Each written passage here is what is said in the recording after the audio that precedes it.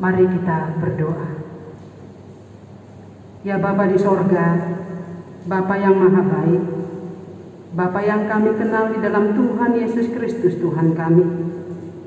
Ya Tuhan, kami mengucap syukur karena Engkau penuh dengan belas kasihan dalam kehidupan kami, sehingga Tuhan berkenan bisa kami mengikuti sampai kepada Minggu Eksodus pada saat ini. Tuhan Yesus, kami mau mendengarkan firman-Mu. Bukalah mata pikiran kami, supaya kami mengerti, dan bukalah hati kami, supaya kami mematuhi kehendak Tuhan. Dalam nama Tuhan Yesus, kami berdoa dan mengucap syukur. Amin. Firman Allah yang menjadi khotbah di Minggu Eksodus hari ini diambil dari Matius pasal 20 dari ayat 29 sampai dengan ayat 34. Saya akan bacakan teksnya kepada kita. Dan ketika Yesus dan murid-muridnya keluar dari Yeriko, orang banyak berbondong-bondong mengikuti dia. Ada 2 orang buta yang duduk di pinggir jalan mendengar bahwa Yesus lewat. Lalu mereka berseru, "Tuhan, Anak Daud, kasihanilah kami." Tetapi orang banyak itu menegur mereka supaya mereka diam.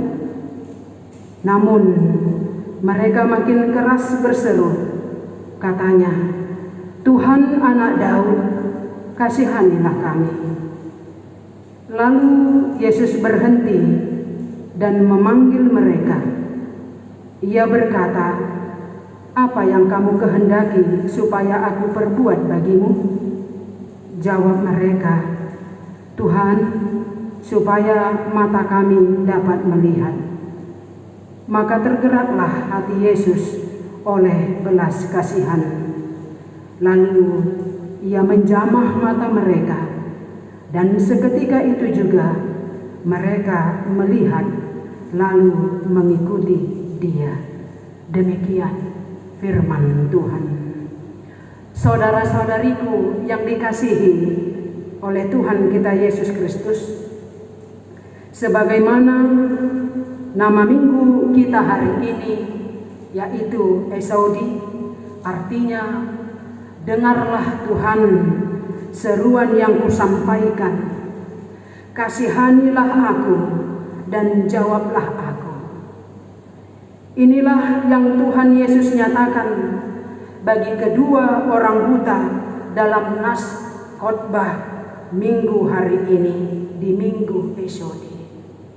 Bapak, Ibu, saudara-saudariku yang dikasihi Tuhan kita Yesus Kristus, mungkin bisa kita bayangkan betapa menyedihkan yang dialami orang buta secara fisik dalam nas ini.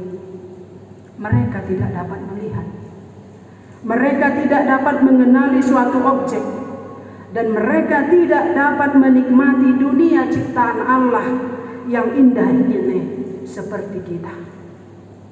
Oleh karena itu, sudah sepatutnya lah kita senantiasa bersyukur, amina, walaupun saat ini keadaan tersulit sedang menerpa kita.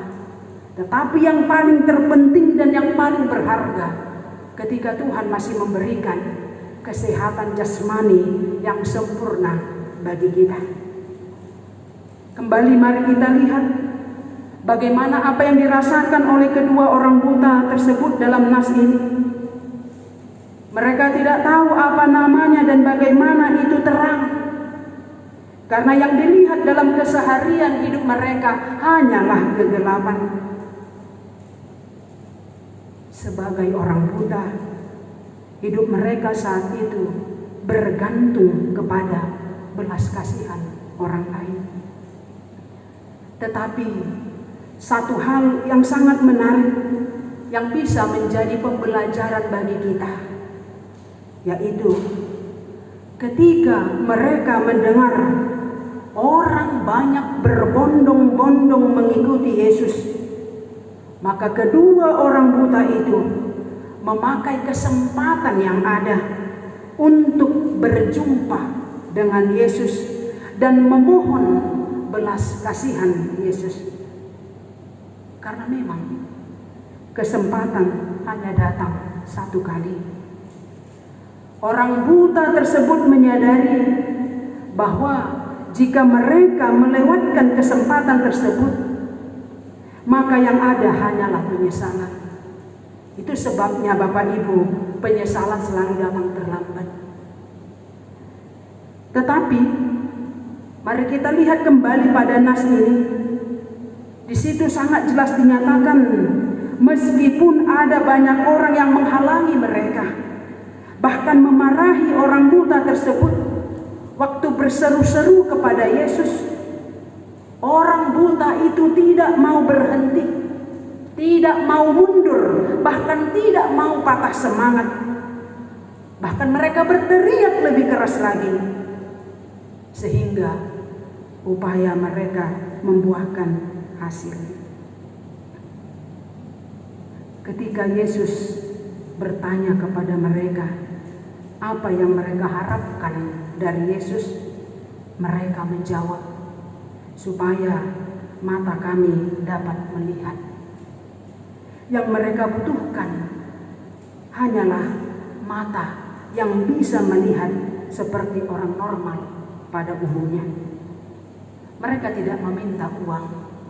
Orang buta itu tidak meminta harta atau meminta yang lainnya. Mereka percaya betul, yakin dengan iman bahwa otoritas dan kasih Yesus sanggup membuat mata mereka melihat. Maka tergeraklah hati Yesus dengan belas kasihan dan menyembuhkan penglihatan kedua orang buta itu. Dan setelah mereka bisa melihat, kemudian mereka mengikuti Yesus. Jemaat yang dikasihi oleh Tuhan kita Yesus Kristus, sesuai dengan tema atau topik minggu kita hari ini, Tuhan mendengar seruan orang percaya.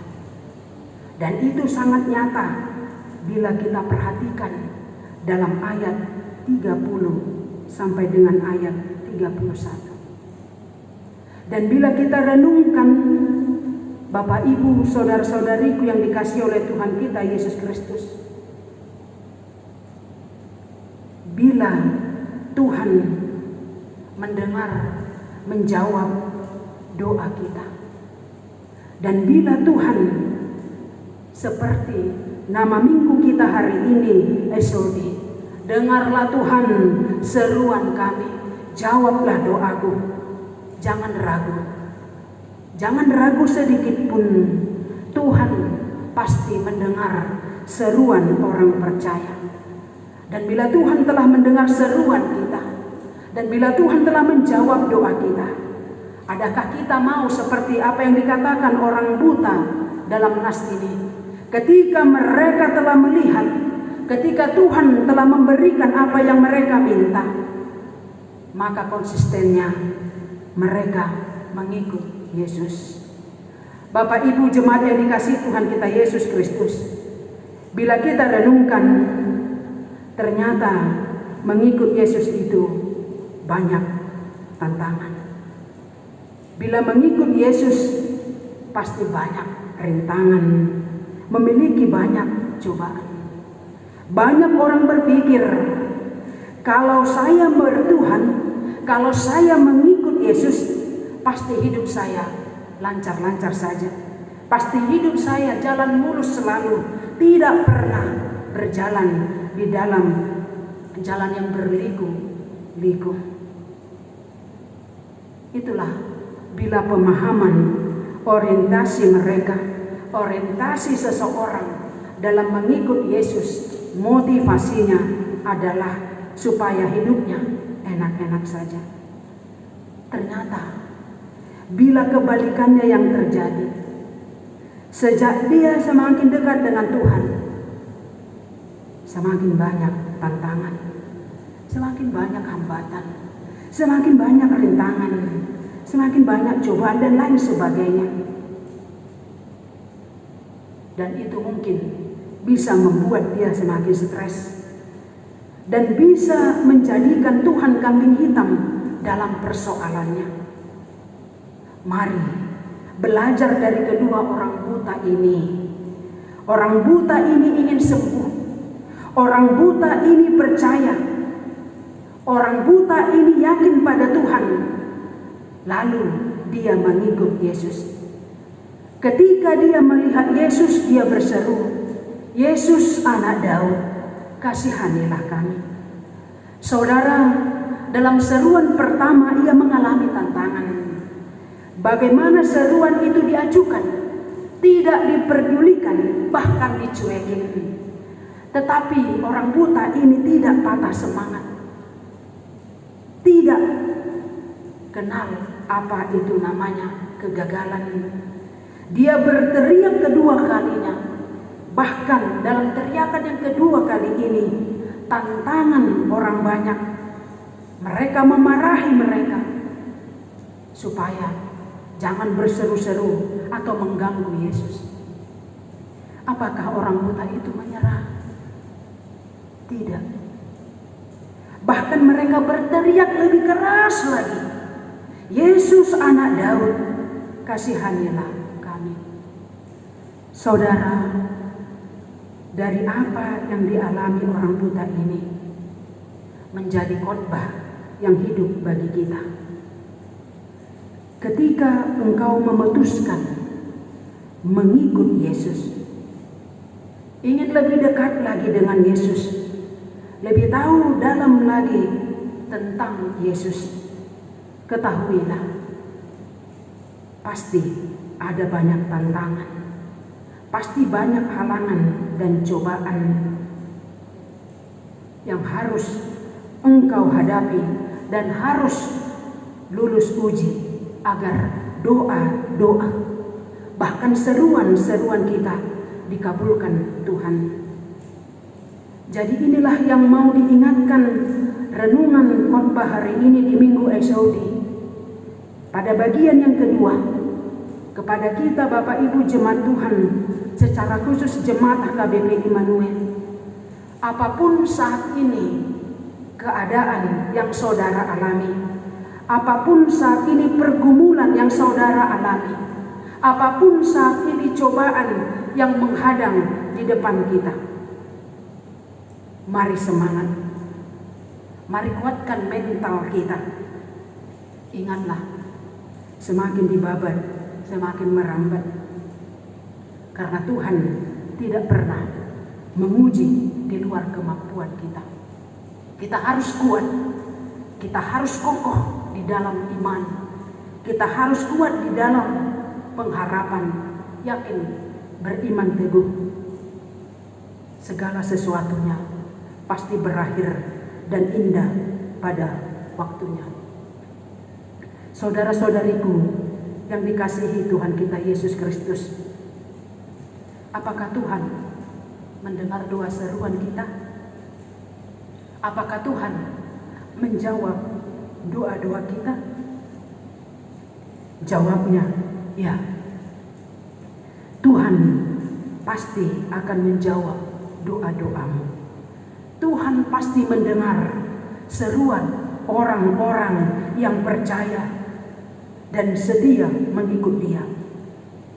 Imanilah, doa orang benar sangat besar kuasanya.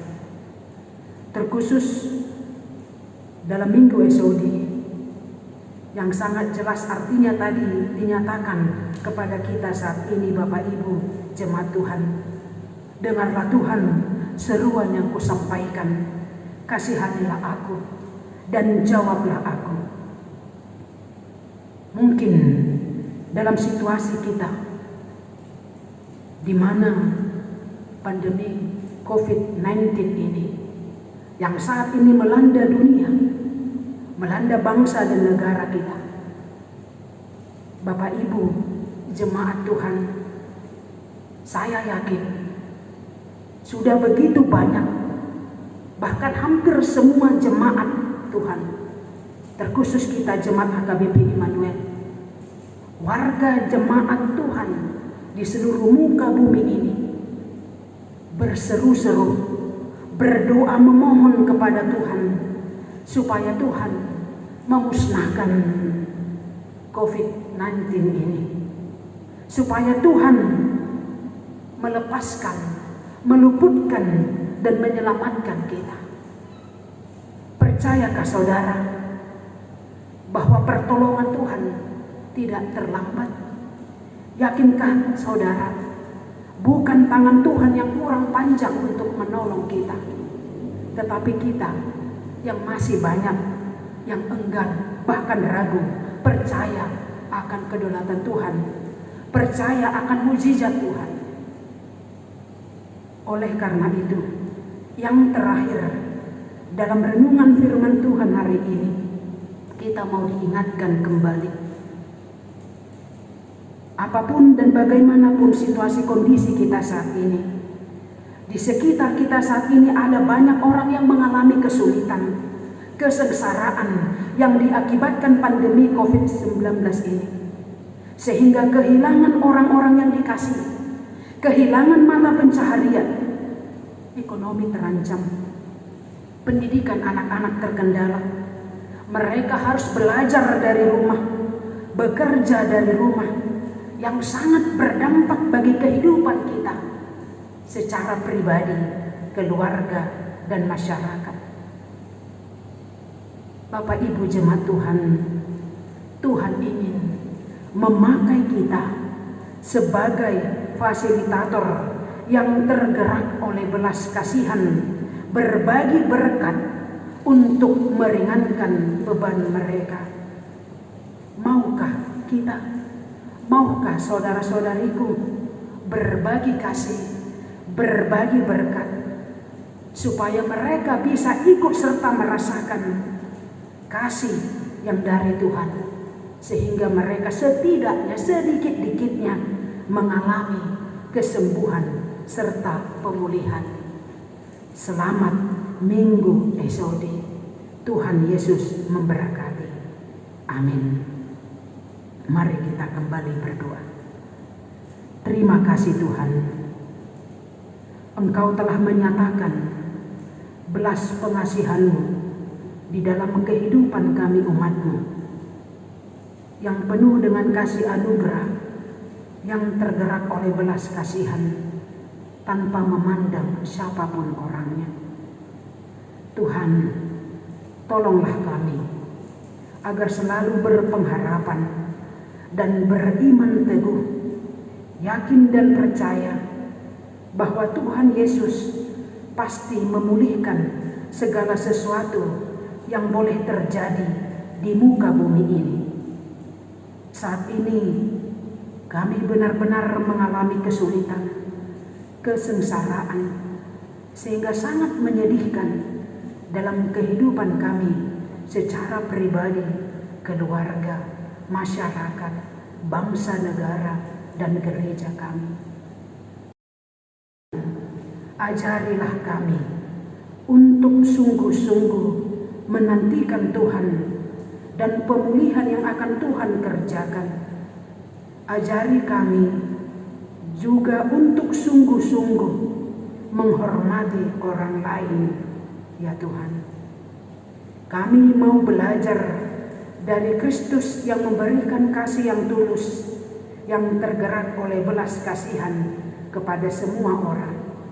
Dan kami percaya Tuhan pakai umat-Mu, Tuhan pakai jemaat-Mu, HKBP Immanuel ini menjadi perpanjangan tangan kasih Tuhan untuk saling menopang, saling mendukung, saling bertolong-tolongan dalam menanggung beban yang saat ini memikul beban yang sangat berat dalam kehidupan kami.